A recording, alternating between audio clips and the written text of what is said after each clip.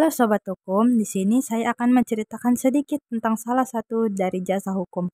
Nah, di sini saya akan mengambil jasa dari kekuasaan kehakiman, bagaimana tugas dan wewenang dari mereka. Nah, seperti yang terlihat di dalam video tersebut adalah contoh dari proses persidangan.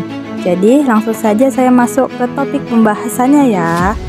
Hakim merupakan salah satu lembaga negara yudikatif yang terdapat pada kekuasaan kehakiman, baik Mahkamah Agung ataupun Mahkamah Konstitusi. Kekuasaan kehakiman diatur pada pasal 24 Undang-Undang Dasar tahun 1945 yang berisi ayat 1, yaitu kekuasaan kehakiman merupakan kekuasaan yang merdeka untuk menyelenggarakan peradilan guna menegakkan hukum dan keadilan. Ayat 2, kekuasaan kehakiman dilakukan oleh sebuah Mahkamah Agung dan badan peradilan yang berada di bawahnya dalam lingkungan peradilan umum, lingkungan peradilan agama, lingkungan peradilan militer, lingkungan peradilan tata usaha negara, dan oleh sebuah Mahkamah Konstitusi.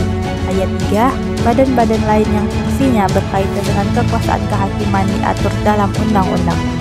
Lalu, tugas dan wewenang dari Mahkamah Agung terdapat pada pasal 24 huruf A Undang-Undang Dasar tahun 1945 yang berisi, yaitu ayat pertama, Mahkamah Agung berwenang mengadili pada tingkat kasasi, menguji peraturan perundang-undangan di bawah undang-undang terhadap undang-undang, dan mempunyai wewenang lainnya yang diberikan oleh undang-undang. Ayat 2, Hakim Agung harus memiliki integritas dan kepribadian yang tidak tercela, adil, profesional, dan berpengalaman di bidang hukum. Ayat 3, calon Hakim Agung diusulkan Komisi Yudisial kepada Dewan Perwakilan Rakyat untuk mendapatkan persetujuan dan selanjutnya ditetapkan sebagai Hakim Agung oleh Presiden. Ayat 4, Ketua dan Wakil Ketua Mahkamah Agung dipilih dari dan oleh Hakim Agung. Ayat 5, susunan, kedudukan, keanggotaan, dan hukum acara Mahkamah Agung serta badan peradilan di bawahnya diatur dengan undang-undang. Lalu, tugas dan wewenang dari Mahkamah Agung dapat pada pasal 24 huruf A Undang-Undang Dasar tahun 1945 yang berisi, yaitu ayat pertama, Mahkamah Agung berwenang mengadili pada tingkat kasasi, menguji peraturan perundang-undangan di bawah undang-undang terhadap undang-undang, dan mempunyai wewenang lainnya yang diberikan oleh undang-undang. Ayat 2, Hakim Agung harus memiliki integritas dan kepribadian yang tidak tercela, adil, profesional, dan berpengalaman di bidang hukum. Ayat 3, calon Hakim Agung diusulkan Komisi Yudisial kepada Dewan Perwakilan Rakyat untuk mendapatkan persetujuan dan selanjutnya ditetapkan sebagai Hakim Agung oleh Presiden. Ayat 4, Ketua dan Wakil Ketua Mahkamah Agung dipilih dari dan oleh Hakim Agung.